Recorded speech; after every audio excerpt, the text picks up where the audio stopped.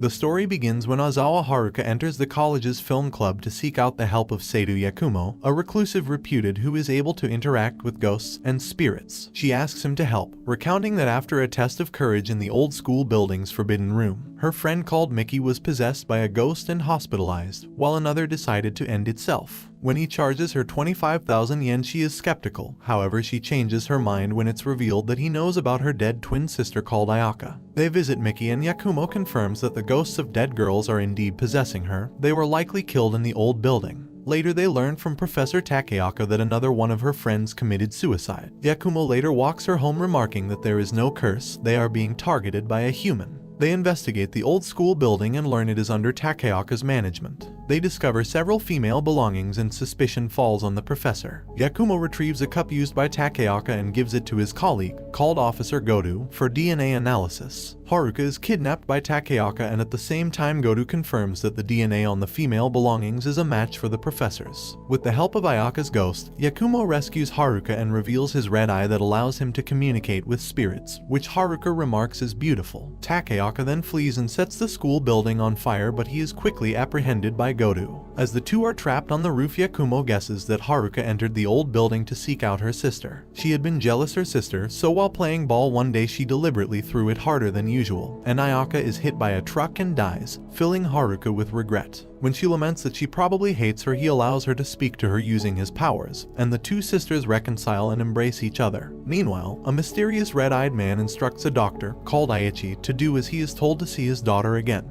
After appeasing the spirits in Mickey's body, Haruka remarks that speaking to a spirit never occurred to her. Yakumo expresses his dislike of forced exorcisms and his disdain for bogus psychics. She asks for more time to pay the 25,000 yen fee, however he tells her that Mickey's father had already paid her, so their contract ends here. While working part-time, she meets a businessman called Iri and his assistant Kunamatsu. She overhears them speak about a cursed fox shrine, and Kunamatsu explains that they are currently working to merge the city's two fox shrines into one. Haruka pays a visit to the shrine and is startled by a fox-masked ghost. She runs into Ishin, who introduces himself as Yakumo's uncle, noticing one of his eyes are red, and asks if he can also see ghosts, but he explains it is just a contact lens so that Yakumo does not feel alone. She also meets Nao, Yakumo's deaf cousin. Haruka chases after Yakumo and sees him talking to another girl. She passes by the fox shrine again and finds Iri by the statue. Suddenly the searchlights explode and a girl's laugh is heard, and Yakumo pushes her out of harm's way. He explains that this is not the work of a ghost but by human. He points to a nearby shed and Kunamatsu emerges. Kunamatsu explains that Iri had planned to elope with a girl called Kuniko, with whom his parents did not approve of. He dispatched a messenger to have her wait by the Eastern Fox Shrine, but he told her to wait at the West by accident. Although he realized the mistake early on, he was stubborn and continued to wait. A year later, she married another man and died of tuberculosis. His attempt to unify the two shrines was his way of atonement, but Yakumo points that Kuniko is still waiting, still wearing the fox mask. She appears before Iri and the two reconcile. Later, Yakumo explains to Haruka that he was asked by Kimi, the granddaughter of Kuniko, to investigate the fox spirit reports. A journalist called Mikoto gives Godu a photo of a garage showing the ghost of a young boy. He searches for Yakumo but finds Haruka instead.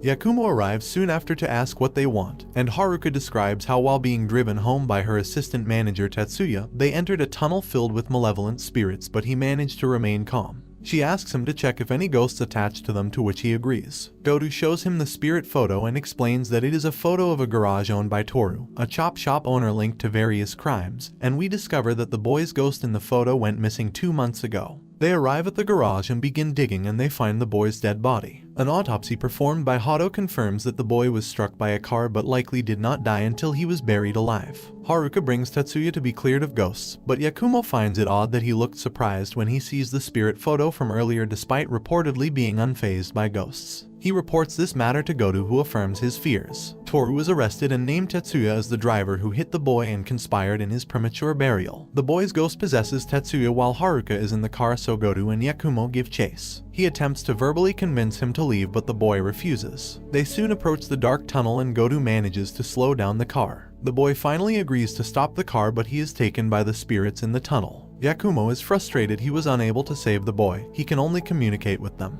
Haruka pays her respects outside the tunnel as do Ishin and Nao. He reveals he named Yakumo as such because it means overlapping clouds, and had hoped he would overcome the many challenges caused by his striking red eye, and would one day be clear as the sky. As the serial murder of high school girls continues, Godu is transferred to the Unsolved Crimes Unit alongside his new subordinate called Yuyuteru. He receives a call from the chief of police to save his daughter. Meanwhile, Haruka continues to visit Yakumo much to his annoyance. He later remarks that people react to his red eye in two ways, out of fear or out of a desire to harness its power. Godu and Yuyuteru arrive asking for his assistance, while Haruka sneaks out to investigate the request of her friend Mayuko. Godu explains that 5 days ago Makoto was found unconscious on the street next to Takashi, a doctor-turned-drug dealer. He appeared to have died from a heart attack, suspected to be a result of his drug experiments. Meanwhile, Haruka visits the riverbank and sees a gravestone for a girl named Ayaka. She sees her ghost in the river telling her to please stop it, and she falls into the water. Yakumo finds that Makoto is possessed by the ghost of Takashi. It appears that he has possessed her body out of a strong desire to live, making suicide his cause of death extremely unlikely. They visit Hato for more information on Takashi, but all they can find is a notebook and a few keys, as well as a photo of a girl Ayaka. They meet Dr. Aichi to learn more about Takashi, but he realizes that Yakumo is the son of Azusa whom he attended to when he was born. His mother tried to kill him 10 years ago, with the only memento being the necklace he tore from her neck.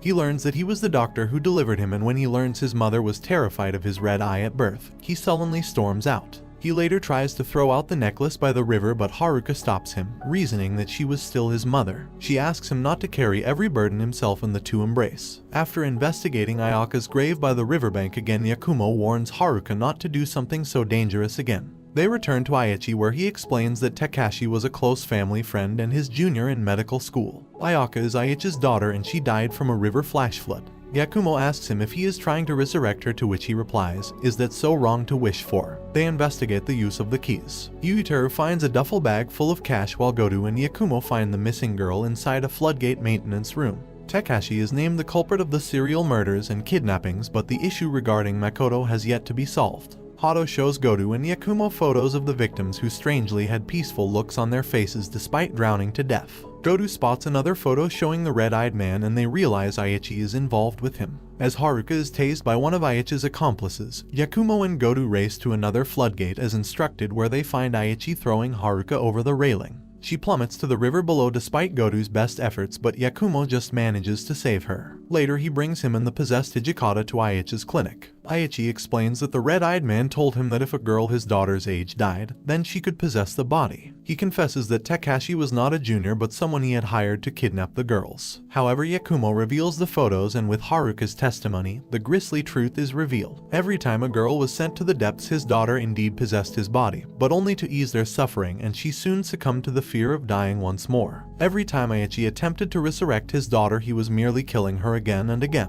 Hence why her one wish was always, "Please stop this." Satisfied, Takashi leaves Hijikata's body, and as they pay their respects at Ayaka's grave, Yakumo sees the red-eyed man, his father, across the river. Haruka's friends tell her to dress up more so she can find herself a boyfriend, and they tease her about Yakumo. While she denies seeing him as a love interest, but she sees her friends pointing a guy in her direction. She brings Yakumo a case, and at the man's behest his apartment is haunted by a ghost. They visit the real estate agency that rented him the apartment at an extremely low price. The agent explains that a previous tenant, called Kimiko, died of a respiratory illness and has haunted the room ever since. The pair question one of her coworkers, who described her as far too serious and refrained from dressing up or wearing makeup. At the man's apartment they find a small envelope hidden behind a mirror. Kimiko's ghost tells them to burn it without looking at it. They return to the temple and prepare a pyre, but Haruka breaks the promise and looks inside the envelope, finding a photo of her dressed up in fancy clothes. She realizes that she never dressed up for anyone but herself.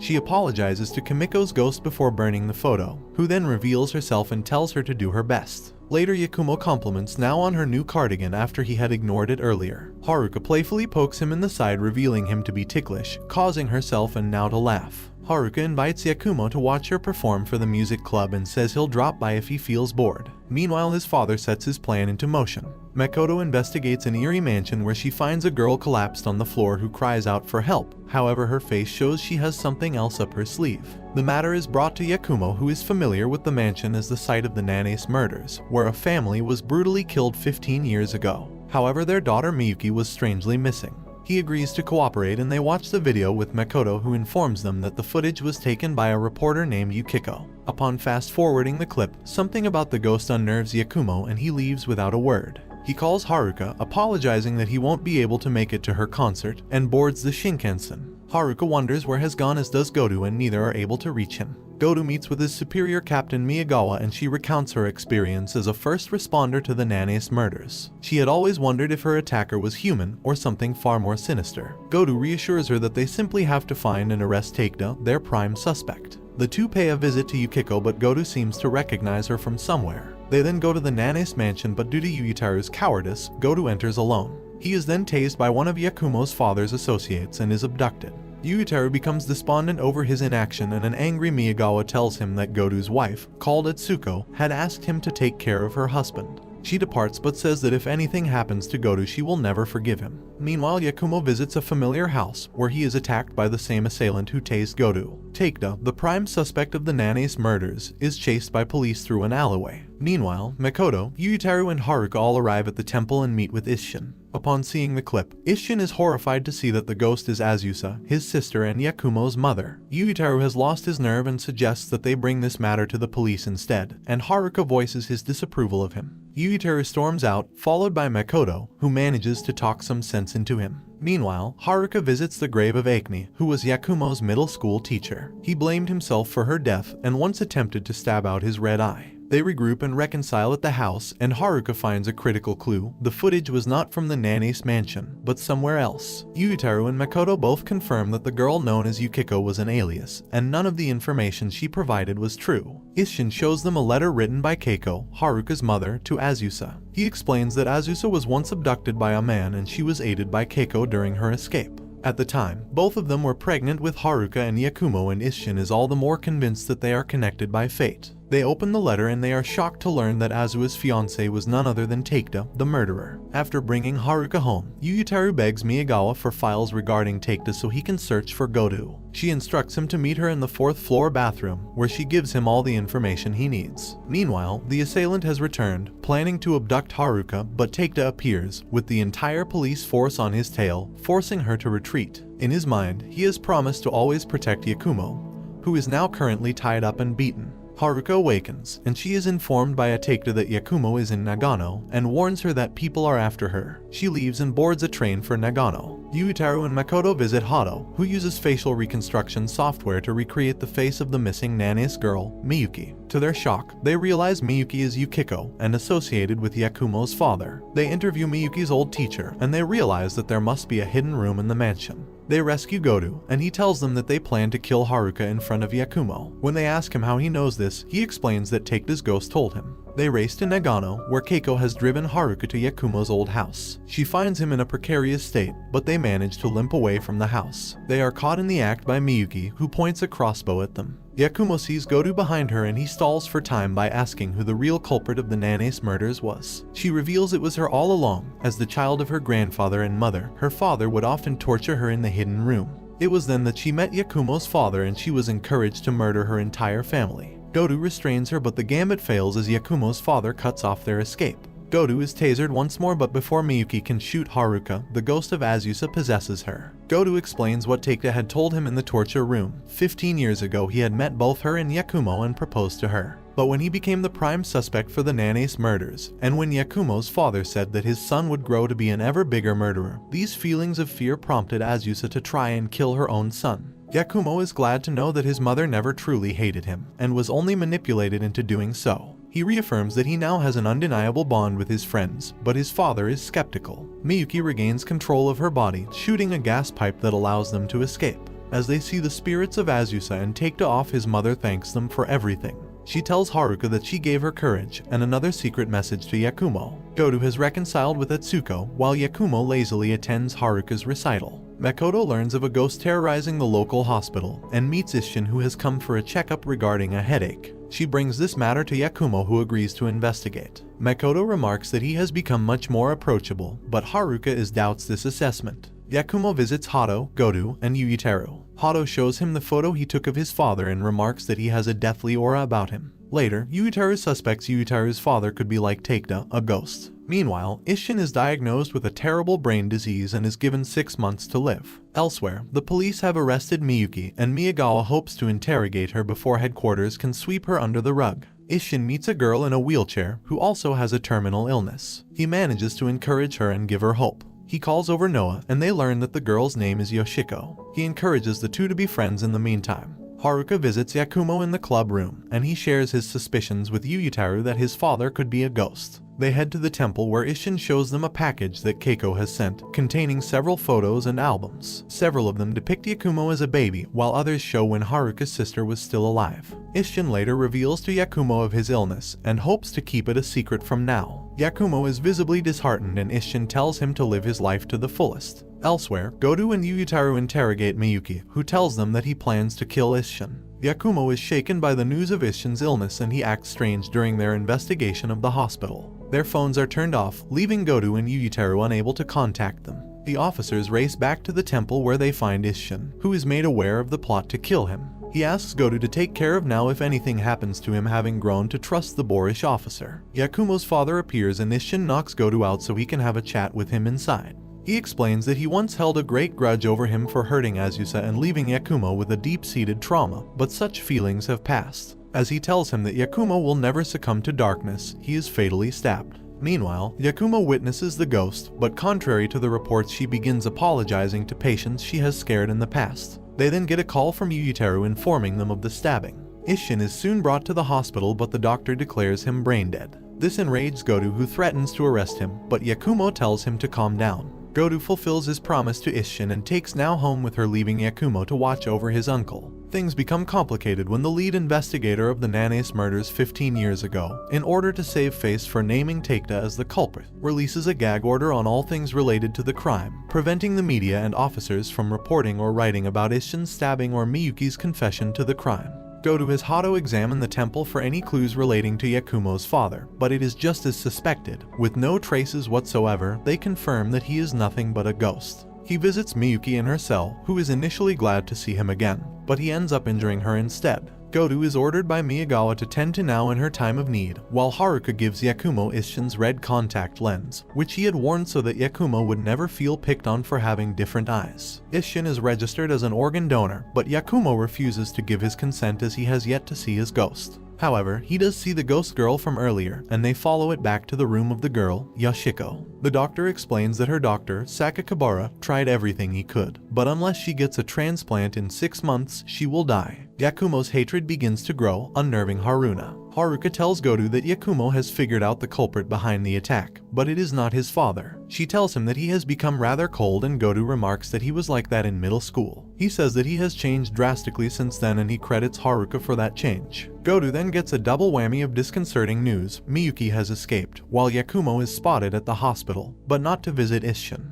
Yakumo visits Sakakibara, whom he accuses of leaving Isshin brain dead on purpose to force an organ transplant for Yoshiko. He reveals that he knows Yoshiko is his daughter, as well as other evidence that gives him the perfect opportunity to ensure that the transplant goes forward. Isshin denies everything, but it is soon apparent that he is the culprit. He feels from both him and Godu, but Yakumo cuts him off at the roof. Sakakibara sees nothing wrong with what he is doing and he attacks Yakumo, but he fends him off. Yakumo's father soon appears, who feels hatred swelling in his son, especially at practical death of Isshin. Godu and the others soon make it to the roof. His father says his hatred is not enough and has Miyuki shoot a gun at one of his friends. Godu is fatally shot in the stomach, and just as planned, Yakumo's hatred spirals out of control, enabling him to possess his son's body. Miyuki explains to them that ordinarily, a ghost is unable to possess a body as two souls cannot occupy one space at the same time. But an exception is created if both souls share the same mental state at the time of possession. Miyuki embraces Yakumo, assuming the possession is complete, but he suddenly disarms her and fights her off. As she is held at gunpoint by Yuyutaru, it is revealed that Yakumo managed to fight off the possession, and his second red eye was Isshin's contact lens. Not wanting to be in a cycle of hatred, he finally consents to the organ transplant, on the condition that Sakakibara gives himself up to the pulse after. He drops to his knees, thanking him profusely. Yakumo's father's plan is foiled for now, but he remarks that as a ghost, he will exist for as long as his desire to possess his body is alive. He bids them farewell and disappears. Realizing she was just used all this time, Miyuki jumps off and escapes. They chase Miyuki, but she has now lost all will to live and she drives her car off of a winding road, ending herself. Meanwhile, Godu's organ transplants are successful. Although saddened that his uncle has died, Yakumo is comforted knowing it is what he would have wanted. The next day, the group gathers for Isshin's funeral. Miyuki's body has yet to be found, and Hado remarks that Yakumo's father never committed any crimes himself, he merely convinced others to do it for him. Godu tells Yakumo that he and Netsuko plan to officially adopt him and now as their children, and he agrees. During the funeral reception, Yakumo suddenly walks off and Haruka follows him into the main temple, where he has a final conversation with Isshin telling him not to worry about him. And now, as the final candle is blown, tears stream down Yakumo's face as he recalls his uncle's last words, "Thanks for everything." In an epilogue, Godu has adjusted to his new role as a family man, taking more time off work. Makoto continues her work as a journalist, while Hado looks forward to more dissections. Yakumo and Haruka continue working together solving supernatural cases, and he silently thanks his uncle for everything he has done. And this brings the anime to an end. Don't forget to like and subscribe if you enjoyed, and turn on the notification bell so you never miss out on another video. Until next time, take care.